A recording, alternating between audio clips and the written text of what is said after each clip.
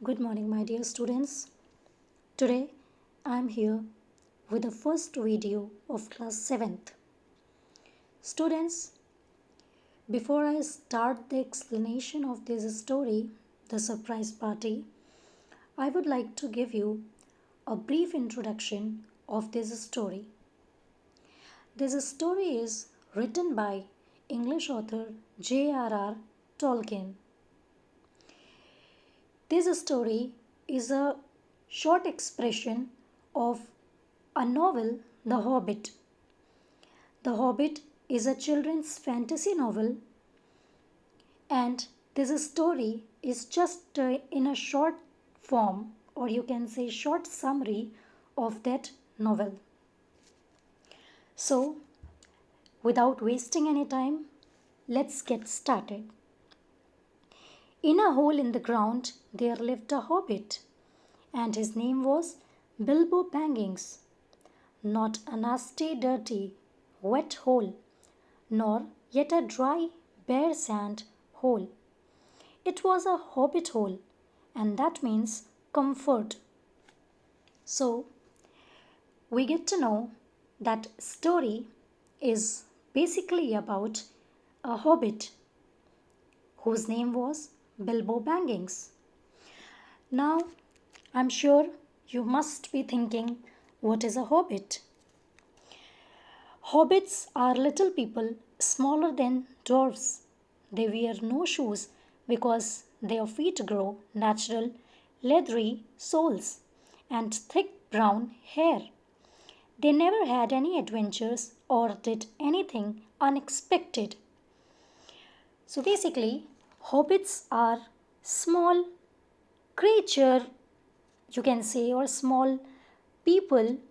They are even smaller than dwarfs. They are very weird creatures who wear no shoes because their feet has a natural leathery sole and they have thick brown hair. The hole in which Bilbo Baggins used to live was not a very dirty kind of hole. That hole was a clean and also comfortable. Bilbo Baggins was a very sober kind of person. He never had any adventures in his life, or he never did unexpected things. Good morning. What do you mean? Do you wish me a good morning, or do you feel good this morning? So, as we can see, one day Bilbo Baggins met a person, and Bilbo Baggins wished him good morning.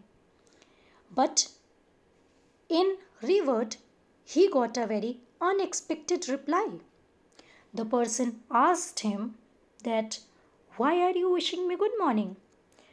Why do you feel that this morning is good? Do you really feel so? All of it, sir. Please sit down. Very good, but I have no time to sit. I am looking for someone to share in an adventure, and it's very difficult to find anyone. Bilbo Baggins, due to his politeness, offers the person to sit down. But that person replies, and he says that he had no time to sit. He was only looking for somebody to share his adventures, and he wasn't able to find anyone to share his adventures. We are plain quiet folk, and we have no use for adventures. We don't want any adventure here. Thank you. Bilbo Baggins says that he is a quite sober person. He has no use of any adventures because earlier I have told you that Bilbo Baggins was a very sober and simple person.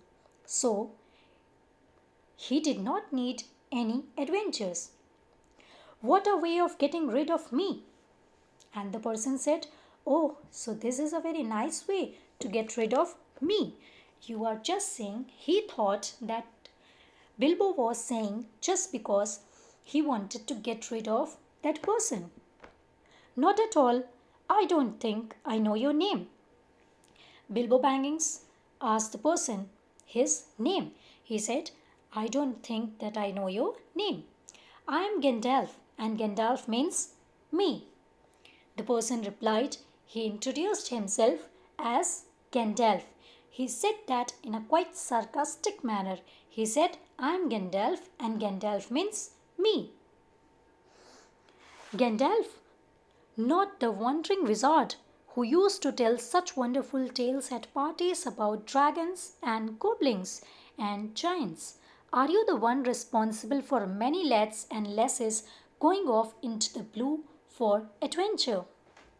So as we can see here, Bilbo Baggins already knew about Gandalf, and he said in wonder that I hope you are not the same Gandalf who used to tell different stories at parties about dragons, goblins, and giants. He asked Gandalf that are you the same Gandalf who is responsible for many sons and daughters, many boys and girls going into the blue of adventures? Means Gandalf used to motivate boys and girls to go for adventures.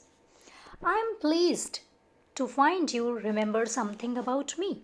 And Gandalf said that he was very glad to hear that Bilbo knew something about him. I thought I would send you on this adventure. And we can see here Gandalf was in a full mood to send Bilbo Baggins for some kind of adventure. Sorry, I don't want any adventures. Thank you, but please come to tea. Why not tomorrow? Come tomorrow. Goodbye. Bilbo Baggins was not interested in any adventures or any conversation with Gandalf. So he just said that give me a pardon, sorry, but I'm not interested in any adventure. And to end that conversation, he just said thank you, and why not you come to tea? What about the tea? Let's have it tomorrow. He just wanted, it is clearly seen here that he just wanted to get rid of Gandalf. Nothing else. He was not interested to have a tea with Gandalf or to have any sort of conversation with Gandalf. He just wanted at that moment to get rid of Gandalf. Bilbo Baggins quickly bids Gandalf goodbye, and he was in a very hurry manner. He just said goodbye to Gandalf. What on earth did I ask him to tea for? And after he offered Gandalf to come for the tea the next day, he was feeling regret that why on the earth I asked him for tea. Gandalf puts a strange mark outside Bilbo Baggins' door with his staff. When tea time came the next day, Bilbo had almost forgotten about Gandalf. So, next day, when it was the tea time, Bilbo Baggins forgot that yesterday he had offered Gandalf for tea, because he did not do it intentionally. He just invited him to get rid of, and he did not think that Gandalf was serious about that invitation. Good gracious me, Gandalf. Let us find out who is at the door. After that, what happened? Suddenly, there was a knock at the door, and then Bilbo Baggins thought that it was a Gandalf. Just before tea time, there came a loud ring on the front door bell. Bilbo ran to the door. Just before the tea time, what happened? There was a knock on the doorbell. Bilbo ran to the door. He was expecting it to be Gandalf. He supposed it to be Gandalf. Let's see what happens in the story. I'm so sorry to keep you waiting, he was going to say when he saw that it was not Gandalf at the door. He was about to say that I'm sorry to keep you waiting because he thought that it would be Gandalf because he was expecting it to be Gandalf. But he was shocked that it was not Gandalf at the door but someone else. It was a dwarf with a blue beard tucked into a golden belt. It was not Gandalf. It was another dwarf. He had blue beard and that beard was tucked into his golden belt. As soon as the door was opened, he pushed himself inside just as if he had been expected. And when Bilbo opened the door, that dwarf did not wait for any invitation or any politeness. He just pushed the door and he came inside the door. Dolin at your service, sir, he said with a low bow. And that dwarf introduced himself as Dolin. Bilbo Baggins at yours, he said, surprised.